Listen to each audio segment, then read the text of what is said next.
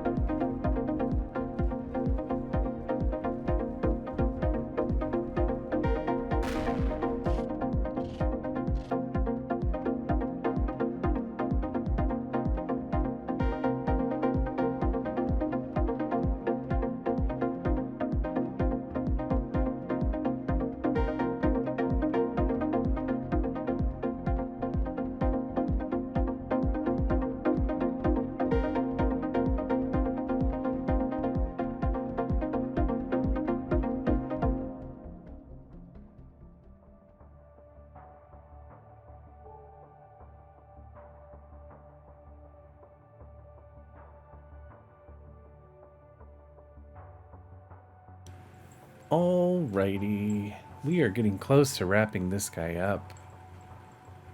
I have, I think, successfully taken out his thrusters.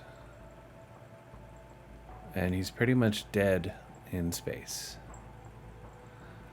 So as you see from the battle, a lot of strafing runs and on this ship.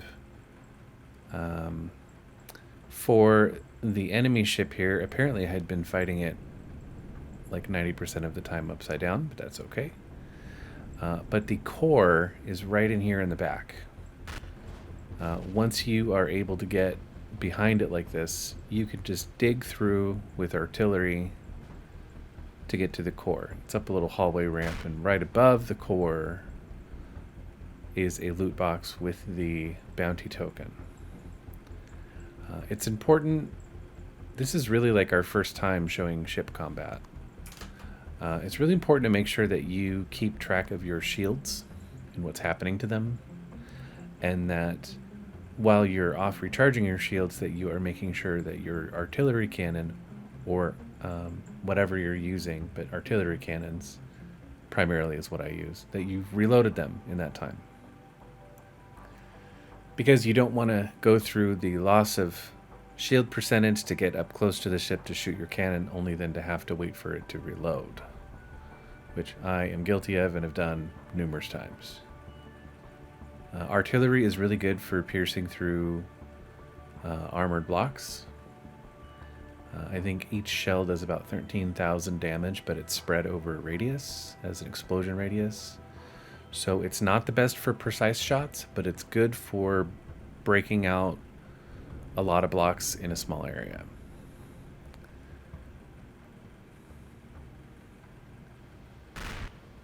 What I usually do with as far as my shields are concerned is once I get down to about yellow, which is 30%, I will then start to back off, depending on how much damage I'm taking on the shields.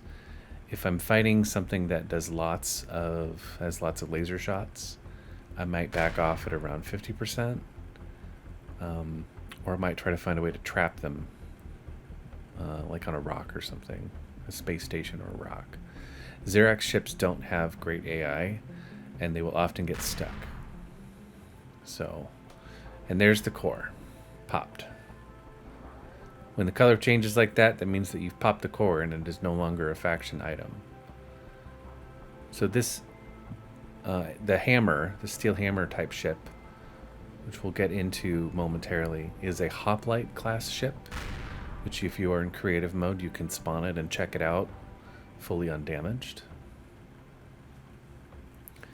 And it's a really great ship. These bandits are really great for getting lots of colonist weapons, because them and the station they're guarding all have colonist weapons.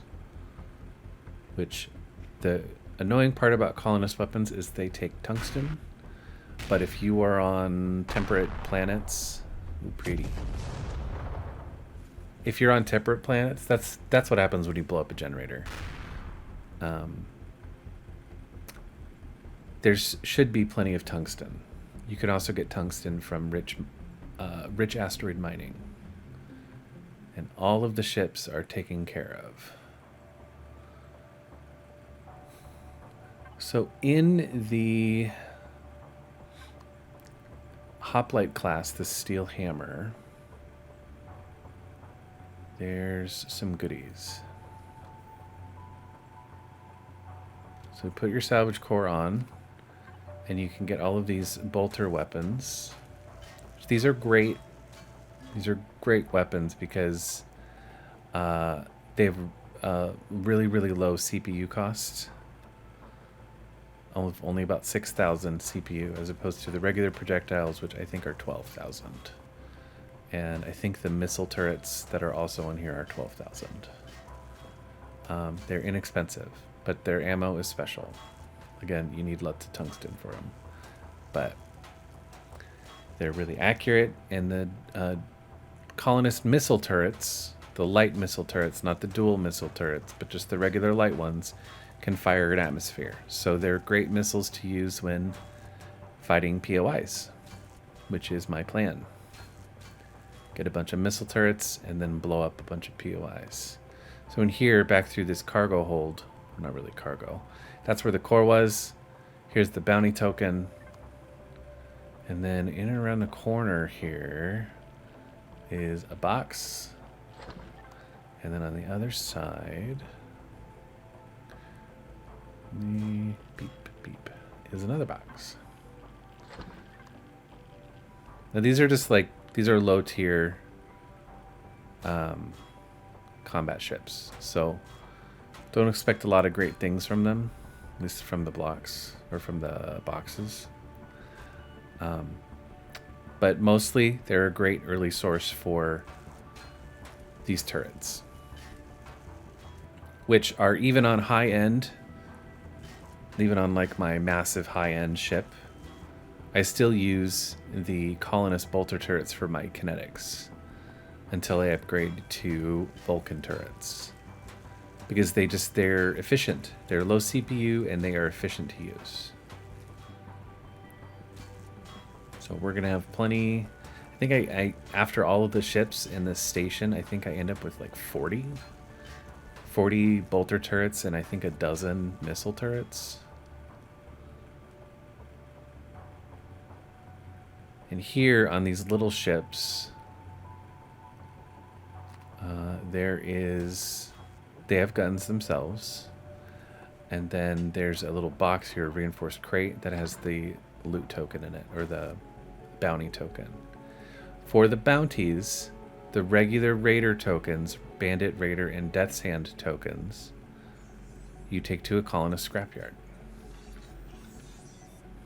And the scrapper here, you talk to them with them in your inventory. I got a couple food bits, so Xerox, well, not Xerox, bandit pies, bandit fruit pies. So the simple tokens, they will buy for 20,000 and you get some rep. The raider tokens for 40,000, you get some rep. The death's hand, I believe, are 80,000 and you get a lot of rep. And then the big bounty tokens you have to bring to a bounty hunter's office in colonist space. So those are the kinds of things that you stockpile and then bring with you on a long journey.